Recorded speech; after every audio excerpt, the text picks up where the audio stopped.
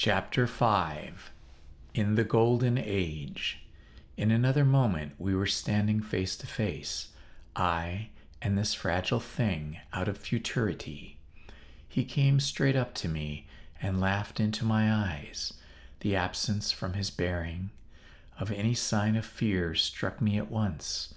Then he turned to two others who were following him and spoke to them in a strange and very sweet and liquid tongue. There were others coming, and presently a little group of perhaps 8 or 10 of these exquisite creatures were about me. One of them addressed me. It came into my head, oddly enough, that my voice was too harsh and too deep for them. So I shook my head, and pointing to my ears, shook it again. He came a step forward, hesitated, and then touched my hand. Then I felt other soft little tentacles upon my back and shoulders. They wanted to make sure I was real. There was nothing in this at all alarming. Indeed, there was something in these pretty little people that inspired confidence, a graceful gentleness, a certain childlike ease, and besides, they looked so frail that I could fancy myself flinging the whole dozen of them about like ninepins. But I made a sudden motion to warn them when I saw their little pink hands feeling at the time machine. Happily then, when it was not too late, I thought of a danger I had hitherto forgotten, and reaching over the bars of the machine, I unscrewed the little levers that would set it in motion, and put these in my pocket. Then I turned again to see what I could do in the way of communication. And then, looking more nearly into their features, I saw some further peculiarities in their Dresden china type of prettiness. Their hair, which was uniformly curly, came to a sharp end at the neck and cheek. There was not the faintest suggestion of it on the face, and their ears were singularly minute. The mouths were small, with bright red rather than thin lips, and the little chins ran to a point. The eyes were large and mild, and this may seem egotism on my part. I fancied even that there was a certain lack of interest I might have expected in them, as they made no effort to communicate with me, but simply stood around me, smiling and speaking in soft cooing notes to each other. I began the conversation. I pointed to the time machine and to myself. Then, hesitating for a moment how to express time, I pointed to the sun.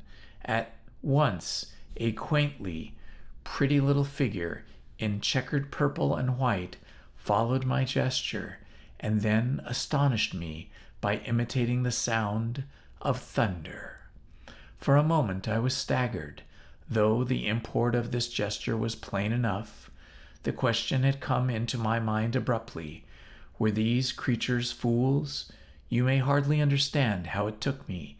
You see, I had always anticipated that the people of the year 802,000 odd would be incredibly in front of us in knowledge, art, everything.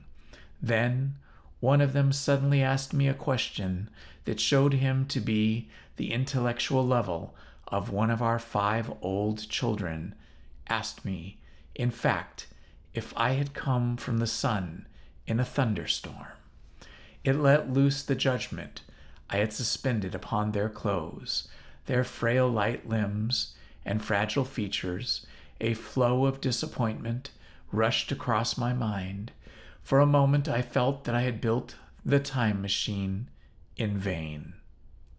I nodded, pointed to the sun, and gave them such a vivid rendering of a thunderclap as startled them. They all withdrew a pace or so and bowed. Then came one laughing towards me, carrying a chain of beautiful flowers. altogether new to me, and put it around my neck. The idea was received with melodious applause, and presently they were all running to and fro for flowers, and laughingly flinging them upon me until I was almost smothered with blossom. You have never seen the like, can scarcely imagine what delicate and wonderful flowers countless years of culture had created. Then someone suggested that their plaything should be exhibited in the nearest building, and so I was led past the Sphinx of white marble, which had seemed to watch me all the while with a smile at my astonishment, towards a vast gray edifice of fretted stone. As I went with them, the memory of my confident anticipations of a profoundly grave and intellectual posterity came with irresistible merriment to my mind. The building had a huge entry, and was altogether of colossal dimensions. I was naturally most occupied with the growing crowd of little people, and with the big open portals that yawned before me, shadowy and mysterious. My general impression of the world I saw over their heads was a tangled waste of beautiful bushes and flowers, a long neglected and yet weedless garden. I saw a number of tall spikes of strange white flowers, measuring a foot perhaps across the spread of the waxen petals. They grew scattered, as if wild, among the variegated shrubs, but as I say, I did not examine them closely at this time. The time machine was left deserted on the turf among the rhododendrons. The arc of the doorway was richly carved, but naturally I did not observe the carving very narrowly, though I fancied I saw suggestions of old Phoenician decorations as I passed through, and it struck me that there were verbally bad broken and weather-worn. Several more brightly clad people met me in the doorway, and so we entered. I dressed in dingy 19th century garments, looking grotesque enough, garlanded with flowers, and surrounded by an eddying mass of bright, soft-colored robes and shining white limbs, in melodious whirl of laughter and laughing speech. The big doorway opened into a proportionately great hall, hung with brown. The roof was in shadow, and the windows, partially glazed with colored glass and partially unglazed, admitted a tempered light. The floor was made up of huge blocks of some very hard metal, not plates nor slabs, blocks, and it was so much worn, as I judged by going to and fro of past generations, as to be deeply channeled along the more frequented ways. Traversed to the length were innumerable tables made of slabs of polished stone, raised perhaps a foot from the floor, and upon these were heaps of fruits. Some I recognized as a kind of hypothiide, raspberry, or orange, but for the most part they were strange. Between the tables was scattered a great number of cushions. Upon these my conductors seated themselves, signing for me to do likewise. With a pretty absence of ceremony, they began to eat the fruit with their hands, flinging peel and stalks and so forth into the round openings in the sides of the tables. I was not loath to follow their example, for I felt thirsty and hungry. As I did so, I surveyed the hall with my leisure, and perhaps the thing that struck me most was its dilapidated look. The stained glass windows, which displayed only geometrical pattern, were broken in many places, and the dust and the curtains that hung across the lower end were thick with dust. And it caught my eye that the corner of the marble table near me was fractured. Nevertheless, the general effect was extremely rich and picturesque. There were perhaps a couple of hundred people, dining in the hall, and most of them seated as near to me as they could come, or watching me with interest, their little eyes shining over the fruit they were eating. All were clad in the same soft yet strong, silky material. Fruit, by the by, was all their diet.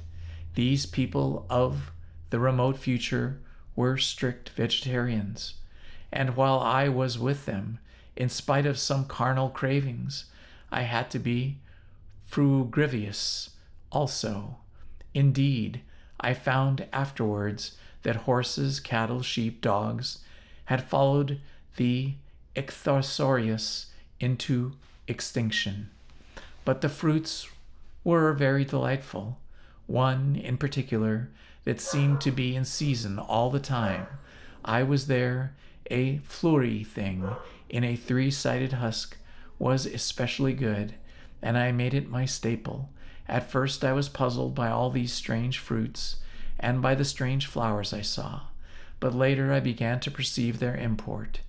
However, I am telling you of my fruit dinner in the distant future now. So soon as my appetite was a little checked, I determined to make a resolute attempt to learn the speech of these men of mine. Clearly, that was the next thing to do. The fruits seemed a convenient thing to begin upon, and holding of these up, I began a series of interrogative sounds and gestures. I had some considerable difficulty in conveying my meaning. At first my efforts met with a stare of surprise or inextinguishable laughter, but presently a fair-haired little creature seemed to grasp my intention and repeated a name. They had to chatter and explain the business at great length to each other, and my first attempts to make the exquisite little sounds of their language caused an immense amount of genuine, if uncivil, amusement. However, I felt like a schoolmaster amongst children, and persisted, and presently I had a score of noun substantives, at least at my command. And then I got to demonstrate pronouns, and even the verb to eat, but it was slow work, and the little people soon tired and wanted to get away from my interrogations. So I determined rather of necessity to let them give their lessons in little doses when they felt inclined. And very little doses I found they were before long, for I never met people more indolent or more easily fatigued. Chapter 6. The Sunset of Mankind. A queer thing I soon discovered about my little hosts, and that was their lack of interest. They would come to me with eager cries of astonishment, like children, but like children they would soon stop examining me and wander away after some other toy. The dinner and my conversational beginnings ended, I noted for the first time that almost all those who had surrounded me at first were gone. It is odd, too, how speedily I came to disregard these little people. I went out through the portal into the sunlit world again as soon as my hunger was satisfied. I was continually meeting more of these men of the future, who would follow me a little distance, chatter and laugh about me, and having smiled and gesticulated in a friendly way, leave me again to my own devices. The calm of evening was upon the world as I emerged from the great hall, and the scene was lit by the warm glow of the setting sun. At first things were very confusing. Everything was so entirely different from the world I had known. Even the flowers. The big building I had left was situated on a slope of Broad River Valley, but the Thames had shifted, perhaps a mile from its present position. I resolved to mount the summit of a crest, perhaps a mile and a half away. from which I could get a wider view of this our planet in the year 1800 and 2701 AD. For that, I should explain, was the date the little dials of my machine recorded. As I walked, I was watching for every impression that could possibly help to explain the condition of ruinous splendor in which I found the world, for ruinous it was. A little way up the hill, for instance, was a great heap of granite bound together by masses of aluminum, a vast labyrinth of precipitous walls and crumbled heaps, amidst which were thick heaps of very beautiful pagoda-like plants, nettles possibly, but wonderfully tinted with brown about the leaves and incapable of stinging. It was evidently the derelict remains of some vast structure. To what end built I could not determine. It was here that I was destined, at a later date, to have a very strange experience. The first intimation of a still stranger discovery, but of that I will speak in its proper place. Looking round with a sudden thought from a terrace on which I rested for a while, I realized that there was no small houses to be seen. Apparently the single house, and possibly even household, had vanished. Here and there among the greenery were palace-like buildings, but the house and the cottage, which form such characteristic features of our own English landscape, had disappeared. Communism, said I to myself, and on the heels of that came another thought. I looked at the half-dozen little figures that were following me. Then, in a flash, I perceived that all had the same form of costume, the same sort of hairless visage, and the same girlish rotundity of limb. It may be, or it may seem strange, perhaps, that I had not noticed this before, but everything was so strange. Now I saw the fact plainly enough. In costume and in all the differences of texture and bearing that now mark off the sexes from each other, these people of the future were alike, and the children seemed to my eyes to be the miniatures of their parents. I judged then that the children of that time were extremely precocious, physically at least, and I found afterwards abundant verification of my opinion.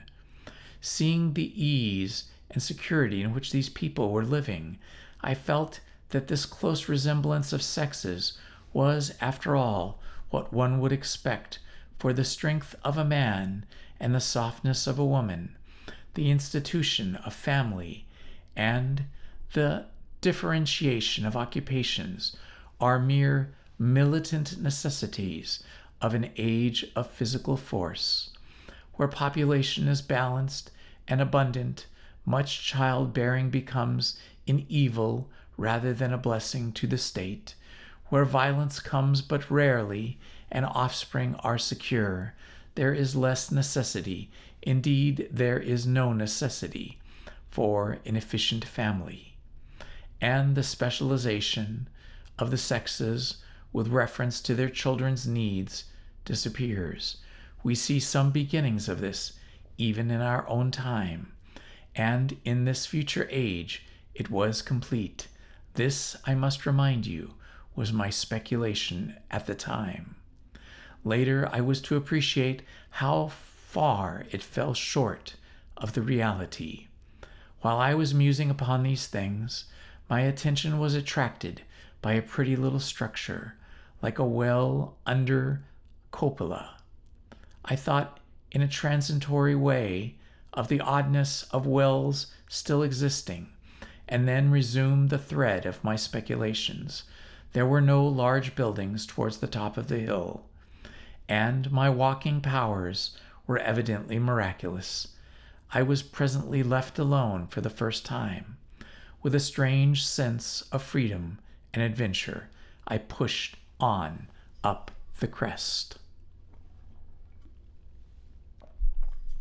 There I found a seat of some yellow metal that I did not recognize, corroded in places with a kind of pinkish rust and half smothered in soft moss, the armrests cast and filled or filed into resemblance of griffins' heads.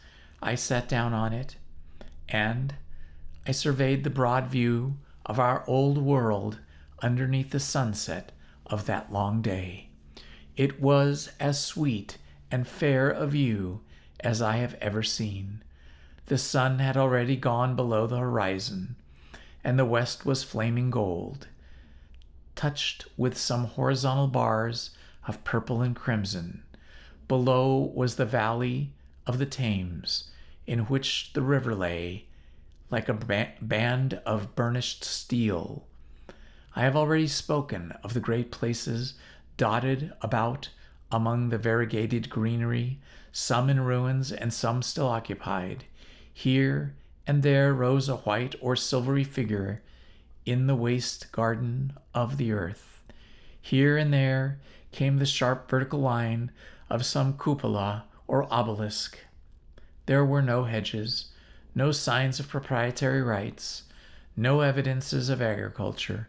The whole earth had become a garden.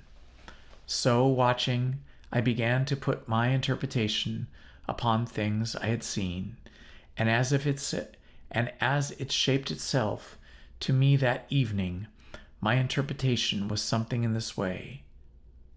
Afterwards, I found I had got only a half-truth, or only a glimpse of one facet of the truth. It seemed to me that I happened upon humanity upon the wane. The ruddy sunset set me thinking of the sunset of mankind. For the first time I began to realize an odd consequence of the social effort in which we are at present engaged. And yet, come to think, it is a logical consequence enough. Strength is the outcome of need. Security sets a premium on feebleness. The work of ameliorating the conditions of life, the true civilizing process that makes life more and more secure, had gone steadily on to a climax. One triumph of united humanity over nature had followed another. Things that are now mere dreams had become projects deliberately put in the hand and carried forward, and the harvest was what I saw. After all, the sanitation and the agriculture of today are still in the rudimentary stage. The science of our time has attacked but a little department of the field of human disease, but even so, it spreads its operations very steadily and persistently. Our agriculture and horticulture destroy a weed just here and there, and cultivate perhaps a score or so wholesome plants, leaving the greater number to fight out balance as they can. We improve our favorite plants and animals, and how few they are, gradually by selective breeding, now a new and better peach, now a seedless grape, now a sweeter and larger flower, now a more convenient breed of cattle. We improve them gradually because our ideals are vague and tentative. Our knowledge is very limited because nature, too, is shy and slow in our clumsy hands. Someday, all this will be better organized and still better. That is the drift of the current in spite of the eddies. The whole world will be intelligent, educated, and cooperating. Things will move faster and faster towards subjugation of nature. In the end, wisely and carefully, we shall readjust the balance of animal and vegetable life to suit our human needs. This adjustment, I say, must have been done, and done well, done indeed for all time. In the space of time across which my machine had leapt, the air was free from gnats, the earth from weeds or fungi. Everywhere were fruits and sweet and delightful flowers. Brilliant butterflies flew hither and hither. The ideal of preventative medicine was attained. Diseases had been stamped out. I saw no evidence of any contagious disease during my stay. I shall have to tell at a later time even the processes of putrefaction and decay had been profoundly affected by these changes. Social triumphs, too, had been effected. I saw mankind housed in splendid shelters, gloriously clothed, and yet, as I found them engaged in no toil, there was no sign of struggle, neither social nor economic struggle. The shop, the advertisement, traffic, all that commerce which consistently constitutes the body of our world was gone. It was natural on that golden evening that I should jump at the idea of a social addise.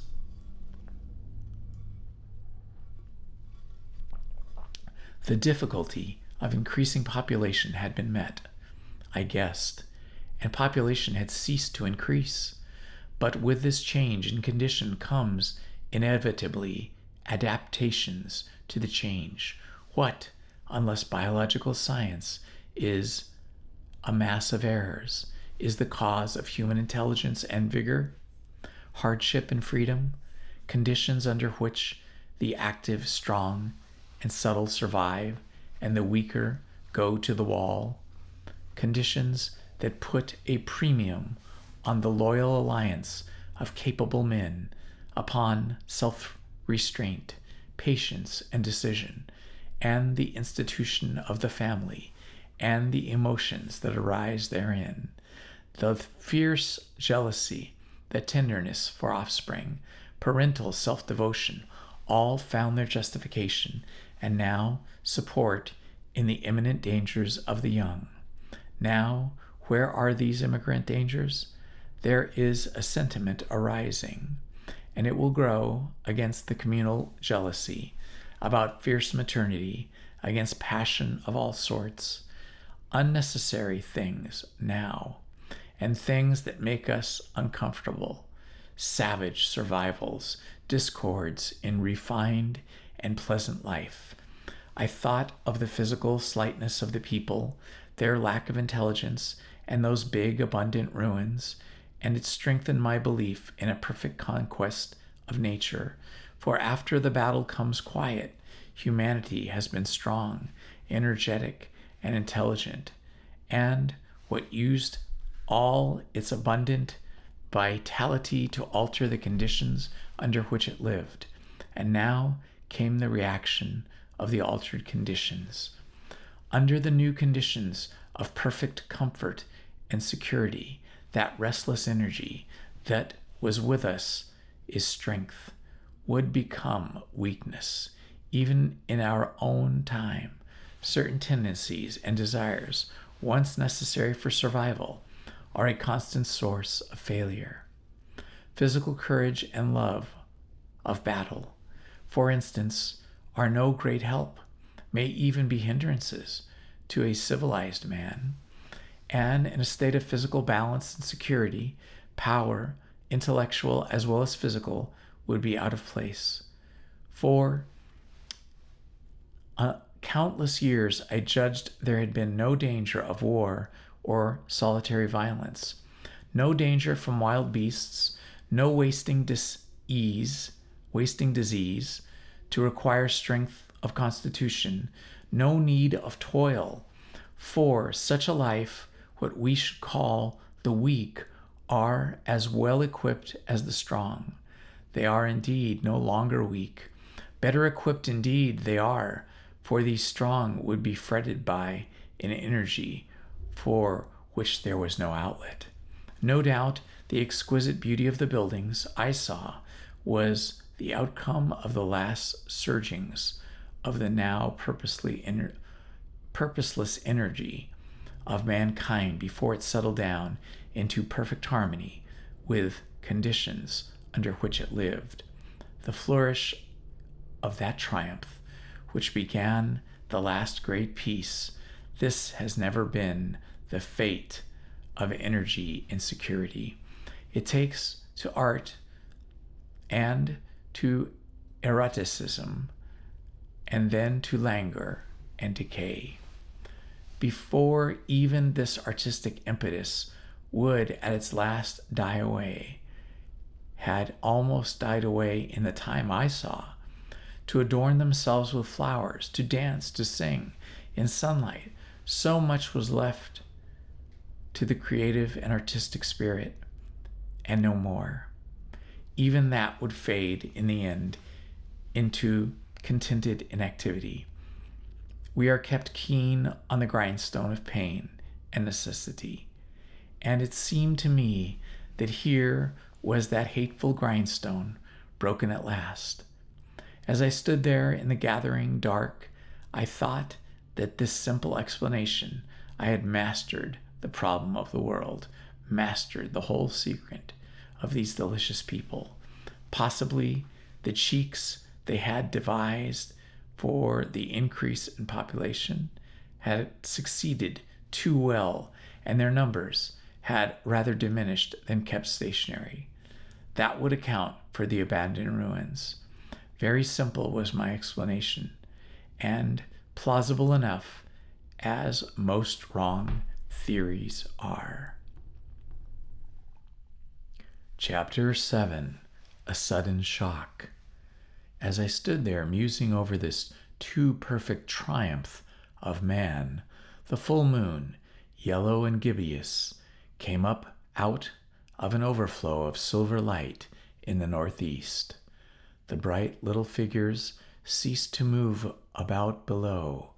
A noiseless owl flitted by, and I shivered with the chill of the night. I determined to descend and find where I could sleep. I looked for the building I knew. Then my eye traveled along the figure of the white sphinx upon the pedestal of bronze, growing distinct as the light of the rising moon grew brighter. I could see the silver birch against it. There was the tangle of rhododendron bushes, black in the pale light, and there was the little lawn. I looked at the lawn again. A queer doubt chilled my complacency. No, said I stoutly to myself. That was not the lawn. But it was the lawn, for the white, leprous face of a sphinx was towards it. Can you imagine what I felt as this conviction came home to me? But you cannot.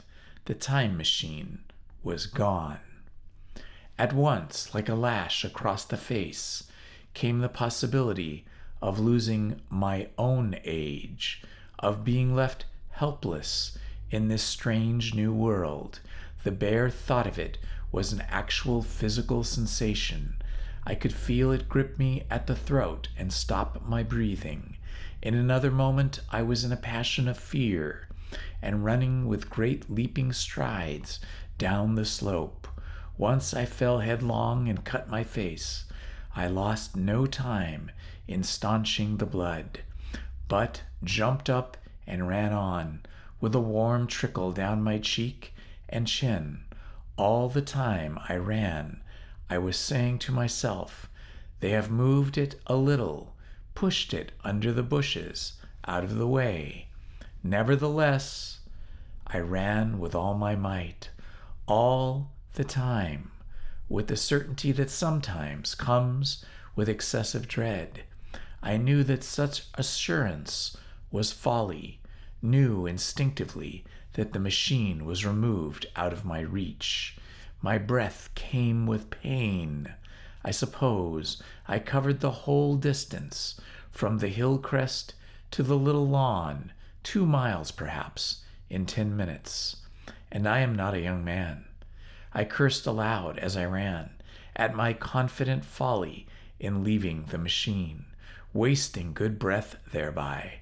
I cried aloud, and none answered.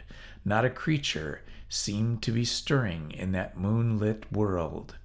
When I reached the lawn, my worst fears were realized. Not a trace of the thing was to be seen. I felt faint and cold when I faced the empty space among the black tangle of bushes. I ran round it furiously, as if the thing might be hidden in a corner, and then stopped abruptly, with my hands clutching my hair. Above me towered the Sphinx, upon the bronze pedestal, white, shining, leprous in the light of the rising moon. It seemed to smile in mockery of my dismay. I might have consoled myself by imagining the little people had put the mechanism in some shelter for me, had I not felt assured of their physical and intellectual inadequacy. That is what dismayed me, the sense of some hitherto unsuspected power, through whose intervention my intervention had vanished. Yet, for one thing I felt assured, unless some other age had produced its exact duplicate, the machine could not have moved in time. The attachment of the levers, I will show you the method later, prevented anyone from tampering with it in that way when they were removed. It had moved and was hid only in space. But then, where could it be? I think I must have had a kind of frenzy. I remember running violently in and out among the moonlit bushes all around the Sphinx, and startling some white animal that, in the dim light, I took for a small deer.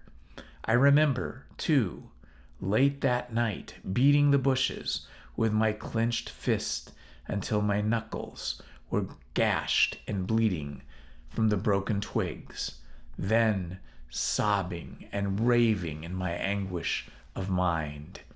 I went down to the great building of stone. The big hall was dark, silent, and deserted. I slipped on the uneven floor and fell over one of the malachite tables, almost breaking my shin.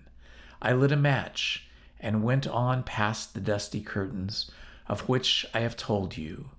There I found a second great hall, covered with cushions, upon which, perhaps, a score or so of the little people were sleeping.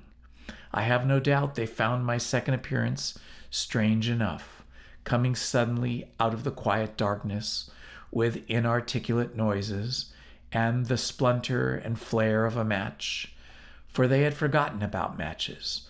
Where is my time machine? I began bawling like an angry child, laying hands upon them and shaking them up together. It must have been very queer to them. Some laughed. Most of them looked sorely frightened. When I saw them standing round me, it came into my head that I was doing as foolish a thing as it was possible for me to do under the circumstances.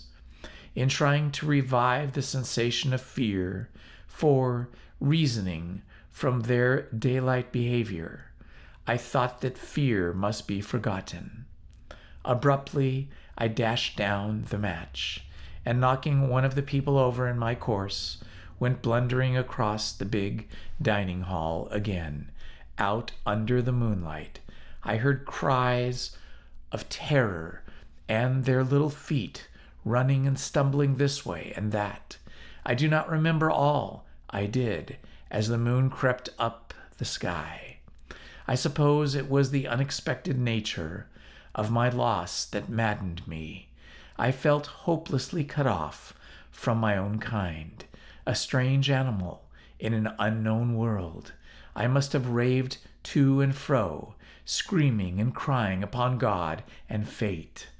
I have a memory of horrible fatigue as the long night of despair wore away, of looking in this impossible place and that, of groping among moonlit ruins and touching strange creatures in the black shadows. At last, of lying on the ground near the Sphinx and weeping with absolute wretchedness, even anger at the folly of leaving the machine having leaked away with my strength. I had nothing left but misery. Then I slept, and when I awoke again, it was full day, and a couple of sparrows were hopping around me on the turf within reach of my arm. I sat up in the freshness of the morning, trying to remember how I had got there, and why I had such a profound sense of desertion and despair. Then things came clear in my mind. With the plain, reasonable daylight, I could look at my circumstances fairly in the face. I saw the wild folly of my frenzy overnight, and I could reason with myself. Suppose the worst, I said. Suppose the machine altogether lost, perhaps destroyed. It behooves me to be calm and patient, to learn the way of the people, to get a clear idea of the method of my loss, and the means of getting materials and tools, so that in the end, perhaps, I may make another. That would be my only hope, a poor hope, perhaps, but better than despair. And after all, it was a beautiful and curious world. But probably the machine had only taken or been taken away. Still, I must be calm and patient, find its hiding place, and recover it by force or cunning. And with that, I scrambled to my feet and looked about me, wondering where I could bathe. I felt weary, stiff, and travel-soiled. Freshness of the morning made me desire an equal freshness. I had exhausted my emotion. Indeed, as I went about my business, I found myself wondering at my intense excitement overnight. I made a careful examination of the ground about the little lawn. I wasted some time in futile questionings, conveyed as well as I was able to such of the little people as came by. They all failed to understand my gestures. Some were simply stolid. Some thought it was a jest and laughed at me. I had hardest task in the world to keep my hands off their pretty laughing faces. It was a foolish impulse, but the devil begotten of fear and blind anger was ill-curbed and still eager to take advantage of my perplexity. The turf gave better counsel, and I found a groove ripped in it, about midway between the pedestal of the Sphinx and the marks of my feet, where on arrival I had struggled with the overturned machine. There were other signs of removal about, with queer narrow footprints like those I could imagine made by a sloth. This directed my closer attention to the pedestal. It was, as I think I have said, of bronze. It was not a mere block, but highly decorated with deep-framed panels on either side.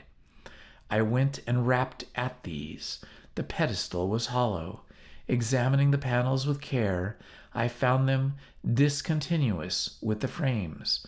There were no handles or keyholes, but possibly the panels, if they were doors, as I supposed, opened from within. One thing was clear enough to my mind.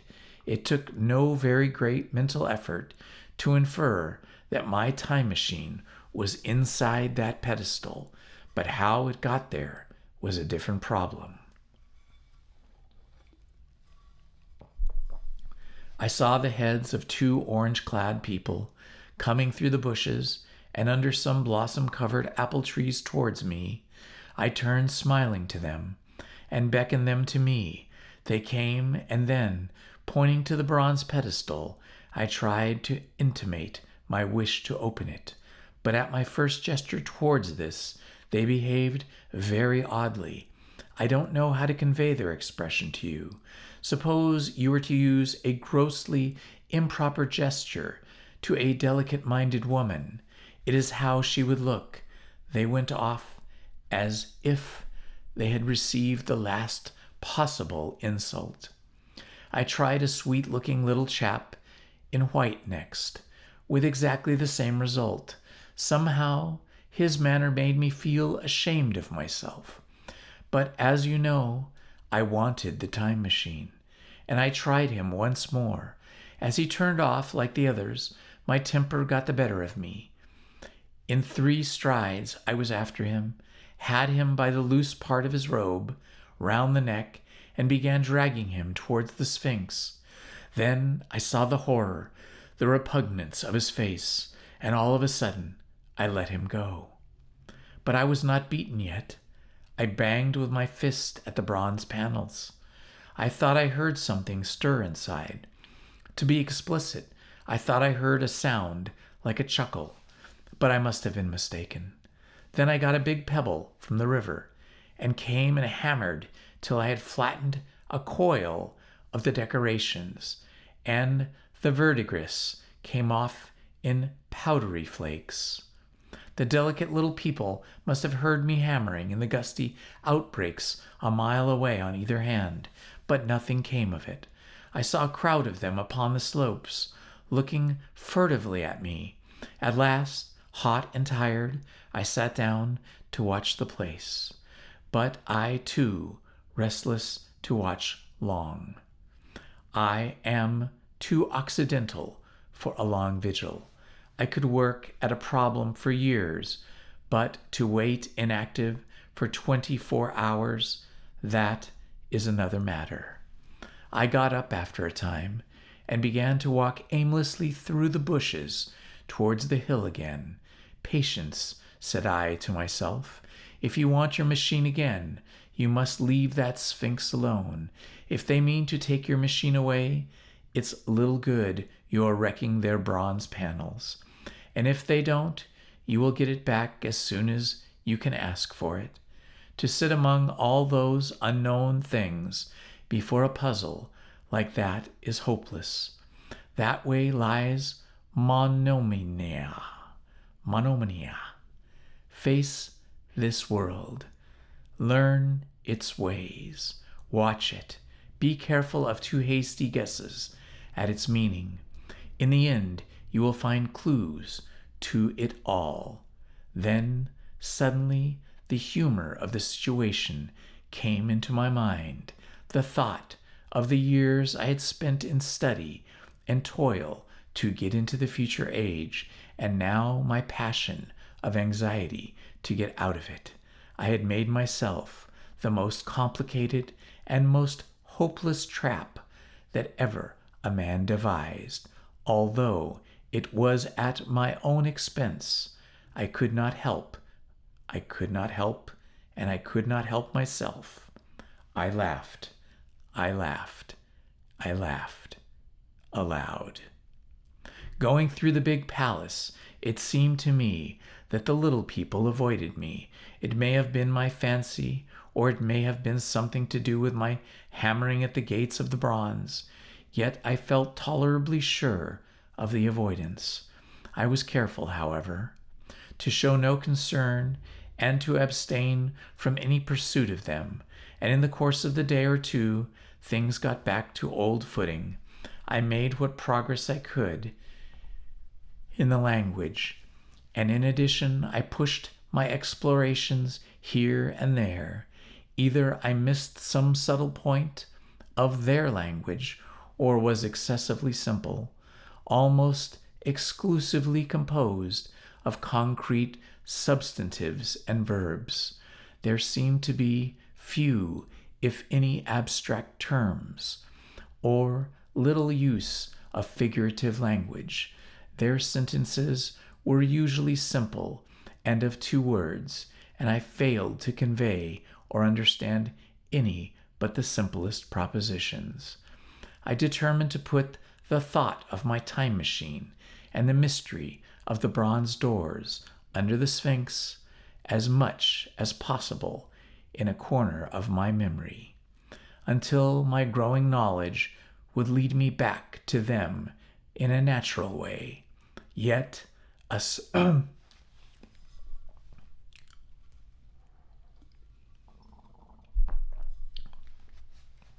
yet a certain feeling, you may understand, tethered me in a circle a few miles round the point of my arrival. Chapter 8. Explanation. So far as I could see, all the world displayed the same exuberant richness as the Thames Valley. From every hill I climbed I saw the same abundance of splendid buildings, endlessly varied in material and style, the same clustering thickets of evergreens, the same blossom-laden trees, and tree ferns. Here and there water shone like silver, and beyond, the land rose into blue, undulating hills, and so faded into the serenity of the sky. A peculiar feature, which presently attracted my attention, was the presence of certain circular wells, several, as it seemed to me, of a very great depth. One lay by the path up the hill, which I had followed during my first walk. Like the others, it was rimmed with bronze, curiously wrought, and protected by a little cupola from the rain.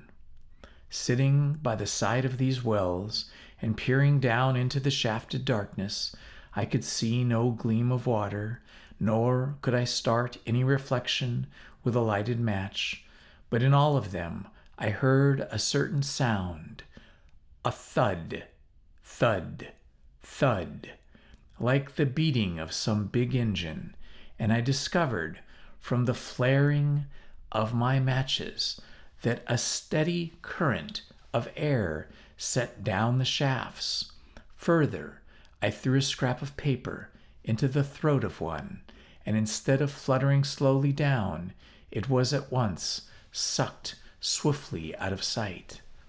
After a time, too, I came to connect these wells with tall towers, standing here and there upon the slopes, for above them there was often just such a flicker in the air as one sees on a hot day above the sun-scorched beach. Putting things together, I reached a strong suggestion of an extensive system of subterranean ventilation, whose true import it was difficult to imagine. I always at first inclined to associate it with sanitary apparatus of these people. It was an obvious conclusion, but it was absolutely wrong. And here I must admit that I learnt very little of the drains and bells and modes of conveyance and the like conveniences during my time in this real future. In some of these visions of utopias and coming times which I have read, there is a vast amount of detail about building and social arrangements and so forth. But while such details are easy enough to obtain when the whole world is contained in one's imagination, they are altogether inaccessible to a real traveler amid such realities as I found here. Conceive the tale of London, which a Negro fresh from Central Africa would take back to his tribe. What would he know of railway companies, of social movements, of telephone and telegraph wires, of parcels delivery company, and postal orders and the like? Yet we, at least, should be willing enough to explain these things to him. And even of what he knew, how much could he make his untraveled friend either apprehend or believe? Then think how narrow the gap between a Negro and a white man of our own times, and how wide the interval between myself and these of the Golden Age. I was sensible of much which was unseen, and which contributed to my comfort, but save for a general impression of automatic organization, I fear I can convey very little of the difference to your mind. In the matter of sepulture, for instance, I could see no signs of crematoria, nor anything suggestive of tombs, but it occurred to me that possibly there might be cemeteries or crematoria somewhere beyond the range of my explorations. This again was a question I deliberately put to myself, and my curiosity was at first entirely defeated upon the point. The thing puzzled me, and I was led to make further remark, which puzzled me still more, that aged and infirm among this people there were none. I must confess that my satisfaction with my first theories of automatic civilization and a decadent humanity did not long endure. Yet I could think of no other. Let me put my difficulties. The several big palaces I had explored were mere living places, great dining halls, and sleeping apartments. I could find no machinery, no appliances of any kind, yet these people were clothed in pleasant fabrics that must at times need to be renewed, and their sandals, though undecorated, were fairly complex specimens of metalwork.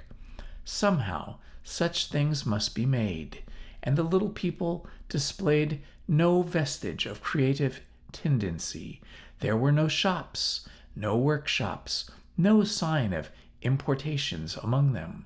They spent all their time in playing gently, in bathing in the river, in making love in a half-playful fashion, in eating fruit and sleeping.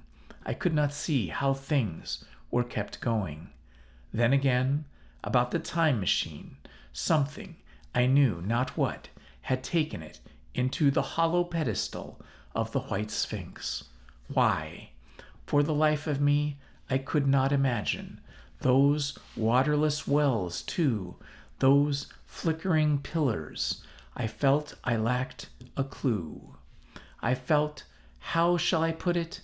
Suppose you found an inscription with the sentences here and there in excellent plain English, and interpolated therewith, others made up of words, of letters even absolutely unknown to you. Well, on the third day of my visit, that was how the world of 802,701 presented itself to me. That day, too, I made a friend of a sort. It happened that I was watching some of the little people bathing in the shallow. One of them was seized with a cramp and began drifting downstream. The main current ran rather swiftly, but not too strongly for even a moderate swimmer. It will give you an idea, therefore, of the strange deficiency in these creatures when I tell you that none made the slightest attempt to rescue the weakly crying little thing which was drowning before their eyes.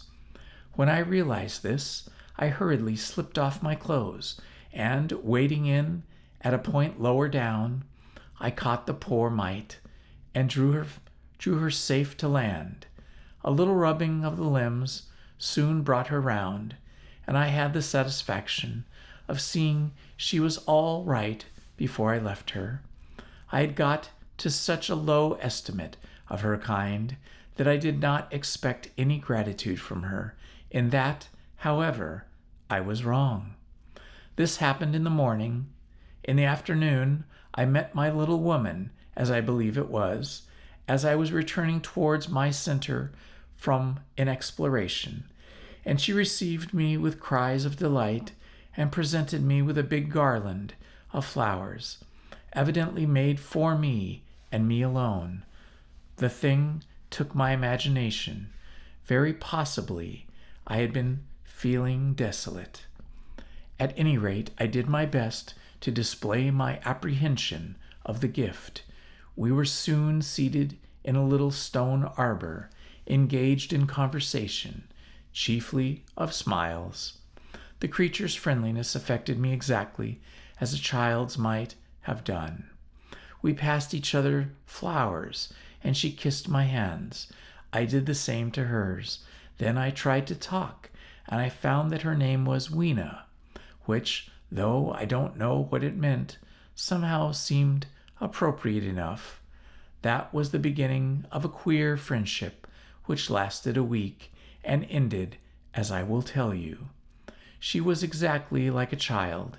She wanted to be with me always. She tried to follow me everywhere. And on my next journey, out and about, it went to my heart to tire her down and leave her at last, exhausted and calling after me rather plaintively. But the problems of the world had to be mastered.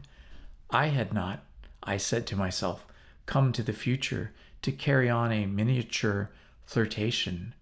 Yet her distress when I left her was very great. Her expostulations at the parting were sometimes frantic, and I think altogether I had as much trouble as comfort from her devotion.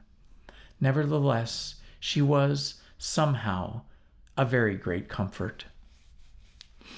I thought it was mere childish affection that made her cling to me until it was too late. I did not clearly know what I had inflicted upon her when I left her, nor until it was too late did I clearly understand what she was to me, for by merely seeming fond of me and showing in her weak, futile way that she cared for me, the little doll of a creature presently gave my return to the neighborhood of the White Sphinx almost the feeling of coming home, and I would watch her tiny figure of white and gold so soon as I came over the hill. It was from her, too, that I learnt that fear had not yet left the world. She was fearless enough in the daylight, and soon had the oddest confidence in me. For once, in a foolish moment, I made threatening grimaces at her, and she simply laughed at them. But she dreaded the dark, dreaded shadows, dreaded black things. Darkness to her was the one thing that was dreadful. It was singularly passionate emotion, and it set me thinking and observing. I discovered then, among other things, that these little people gathered into the great houses after dark and slept in droves. To enter upon them without light was to put them into a tumult of apprehension. I never found one out of doors, or one sleeping alone within doors after dark. Yet I was still such a blockhead that I missed the lesson of that fear. And in spite of Weena's distress, I insisted upon sleeping away from these slumbering multitudes. It troubled her greatly, but in the end, her odd affection for me triumphed, and for 5 of the nights of our acquaintance, including the last night of all, she slept with her head pillowed on my arm. But my story slips away from me as I speak of her. It must have been the night before her rescue that I was awakened about dawn. I had been restless, dreaming most disagreeably that I was drowned, and that the sea and sea anemones were feeling over my face with their soft palps. I woke with a start, and with an odd fancy that some grayish animal had just rushed out of the chamber. I tried to get asleep again, but I felt restless and uncomfortable. It was that dim, gray hour when things are just creeping out of darkness, when everything is colorless and clear-cut and yet unreal. I got up and went down into the great hall, and so out upon the flagstones in front of the palace I thought I would make a virtue of necessity, and see the sunrise. The moon was setting, and the dying moonlight and the first pallor of dawn were mingled in a ghastly half-light. The bushes were inky black, the ground a somber gray, the sky colorless and cheerless. And up the hill I thought I could see ghosts, several times. As I scanned the slope, I saw white figures. Twice I fancied I saw a solitary white, ape-like creature running rather quickly up the hill. And once, near the ruins, I saw a leash of them, carrying some dark body. They moved hastily. I did not see what became of them. It seemed that they vanished among the bushes. The dawn was still indistinct. You must understand, I was feeling that chill, uncertain, early morning feeling you may have known. I doubted my eyes. As the eastern sky grew brighter, and the light of the day came on, and its vivid coloring returned upon the world once more, I scanned the view keenly, but I saw no vestige of my white figures. They were mere creatures of half-light. They must have been ghosts, I said. I wonder whence they dated. For a queer notion of giant Allens came into my head and amused me. If each generation die and leave ghosts, he argued, the world at last will get overcrowded with them. On that theory, they would have grown innumerable some 800,000 years hence, and it was no great wonder to see 4 at once.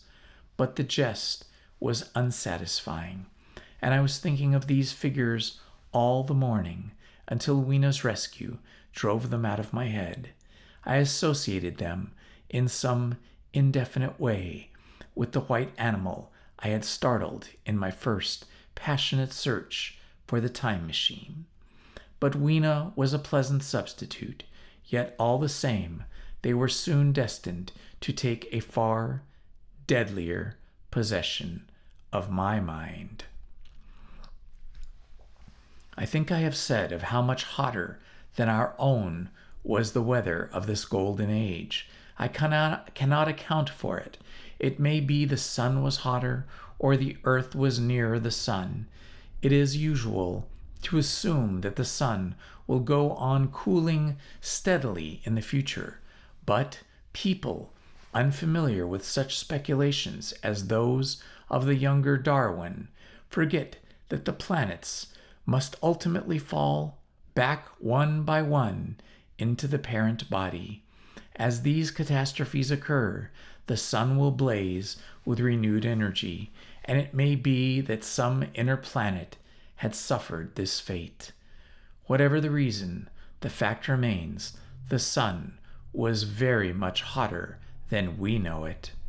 Well, one very hot morning, my 4th, I think, as I was seeking shelter from the heat and the glare in a colossal ruin near the great house where I slept and fed, there happened this strange thing.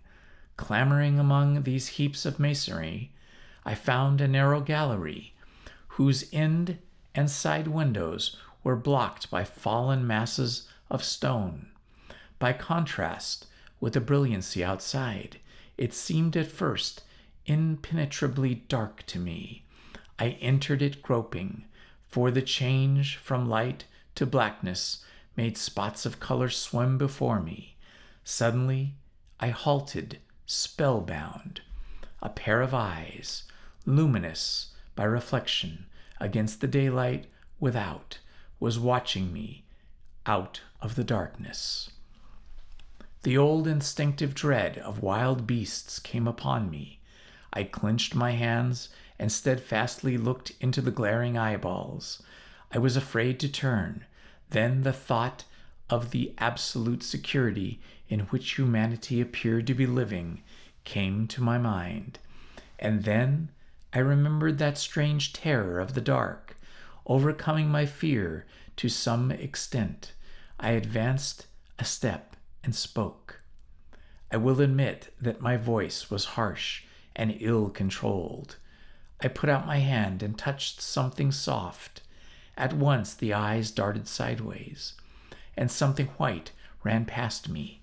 I turned with my heart in my mouth and saw a queer little ape-like figure, its head held down in a peculiar manner, running across the sunlit space behind me.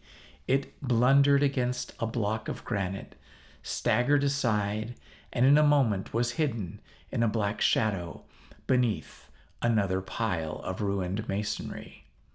My impression of it is, of course, imperfect, but I know it was a dull white and had strange large grayish-red eyes. Also, there was flaxen hair on its head and down its back. But, as I say, it went too fast for me to see distinctively.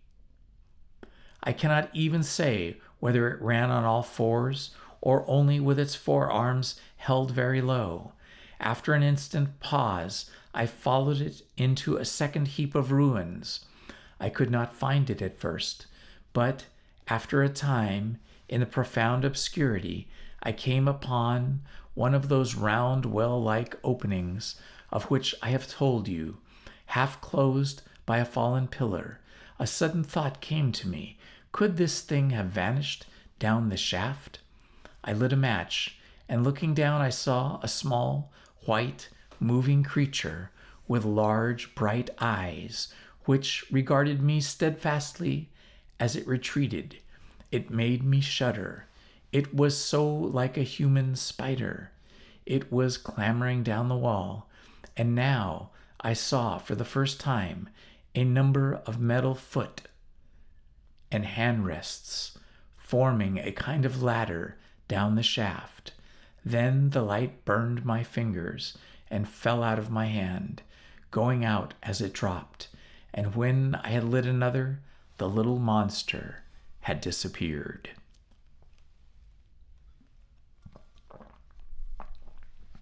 I do not know how long I sat peering down that well.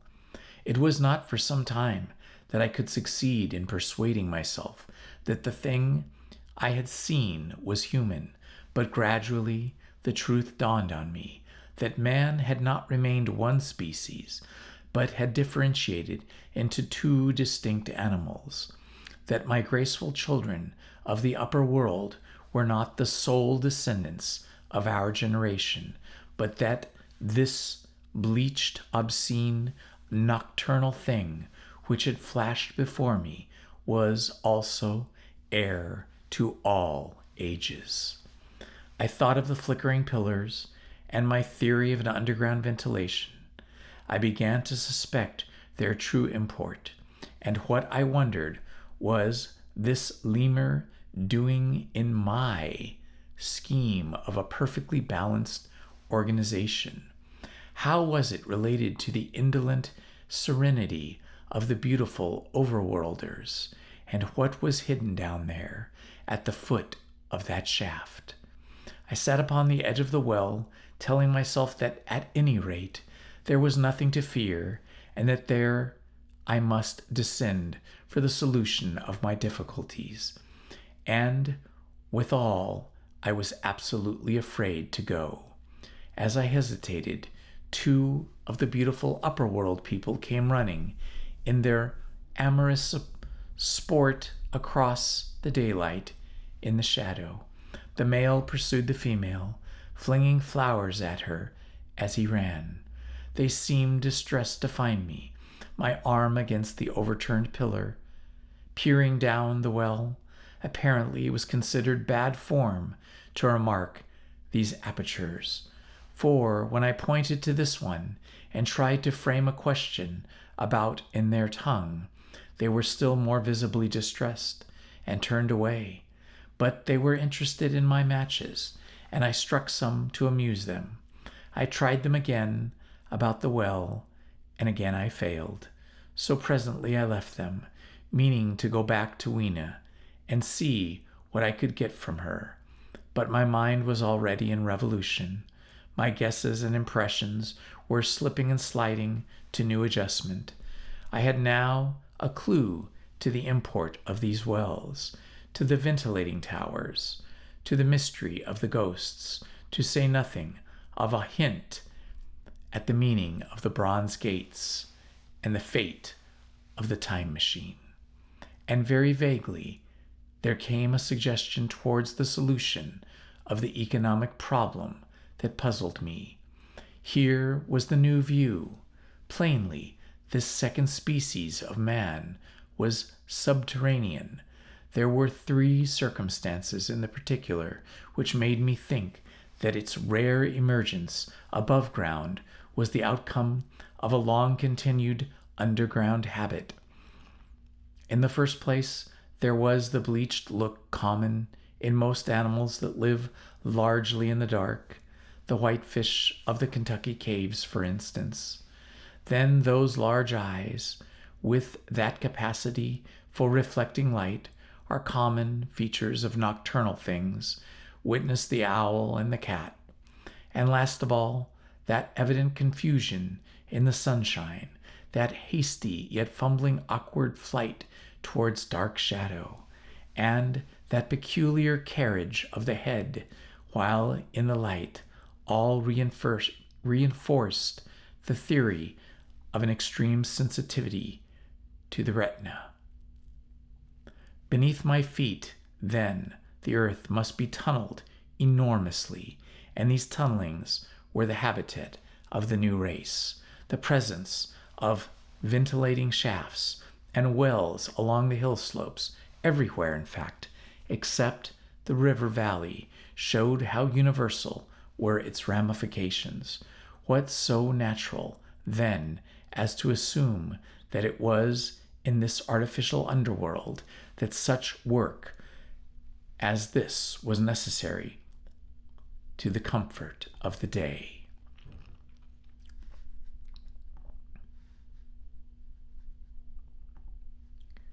What of this daylight race? The notion was so plausible that I at once accepted it and went on to assume the how of this splitting of the human species. I dare say you will anticipate the shape of my theory, though for myself I very soon felt that it fell short of the truth. At first, proceeding from the problems of our own age, it seemed clear as daylight to me that the gradual widening, the present merely temporary and social difference between the capitalist and the laborer was the key to the whole position. No doubt it will seem grotesque enough to you, and wild, incredible, and yet even now there are existing circumstances to point that way. There is a tendency to utilize underground space for the less ornamental purposes of civilization.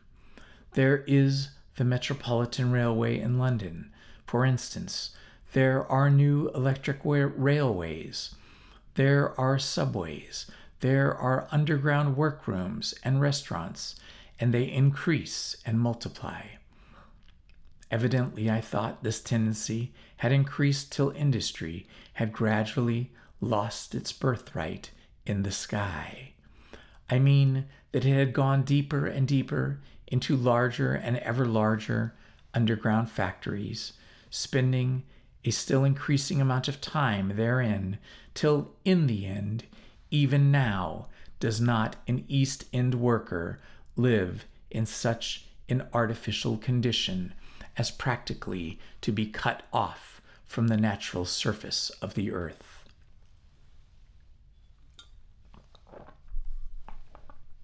Again, the exclusive tendency of richer people due, no doubt, to the increasing refinement of their education and the widening gulf between them and the rude violence of the poor is already leading to the closing in their interest of considerable portions of the surface of land. About London, for instance, perhaps half the prettier country is shut in against intrusion, and this same widening gulf which is due to the length of the expense of the higher educational process, and the increased facilities for the temptations towards refined habits on the part of the rich will make that exchange between class and class, that promotion by intermarriage which at present retards the splitting of our species along lines of social stratification, less and less frequent. So, in the end, above ground you must have the haves, pursuing pleasure and comfort and beauty, and below ground the have-nots, the workers getting continually adapted to the conditions of their labor. Once they were there, they would no doubt have to pay rent, and not a little of it, for ventilation of their caverns, and if they refused, they would starve or be suffocated for arrears.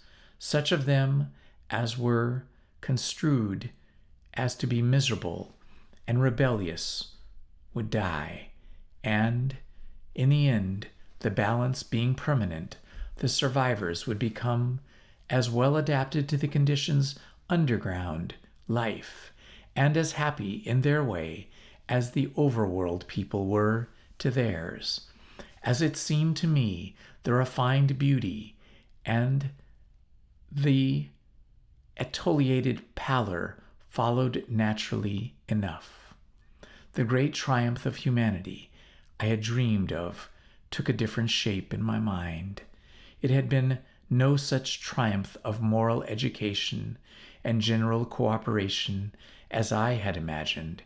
Instead, I saw a real aristocracy, armed with a perfected science and working to a logical conclusion the industrial system of today. Its triumph had not been simply a triumph over nature, but a triumph over nature and the fellow man. This, I must warn you, was my theory at the time. I had no convenient cicerone in the pattern of the utopian books. My explanation may be absolutely wrong. I still think it is the most plausible one, but even on this supposition, the balanced civilization that was at last attained must have long since passed its zenith, and was now far fallen into decay. The too perfect security of the overworlders had led them to a slow movement of degeneration, to a general dwindling in size, strength, and intelligence. That I could clearly enough see. What had happened to the undergrounders I did not yet suspect, but from what I had seen of the Morlocks, that, by and by, was the name by which these creatures were called. I could imagine that the modification of human type was even more profound than among the Eloi, the beautiful race that I already knew. Then came troublesome doubts. Why had the Morlocks taken my time machine? For I felt sure it was they who had taken it. Why, too, if the Eloi were masters, could they not restore the machine to me? And why were they so terribly afraid of the dark? I proceeded, as I have said, to question Weena about this underworld, but here again I was disappointed. At first she would not understand my questions, and presently she refused to answer them. She shivered as though the topic was unendurable, and when I pressed her, perhaps a little harshly, she burst into tears. They were the only tears, except my own, I ever saw in that golden age. When I saw them, I ceased abruptly to trouble about the Morlocks, and was only concerned in banishing these signs of her human inheritance from Weena's eyes. And very soon she was smiling and clapping her hands, while I solemnly burnt a match. Please hit the like button, subscribe, and hit the notifications button. Thank you very much.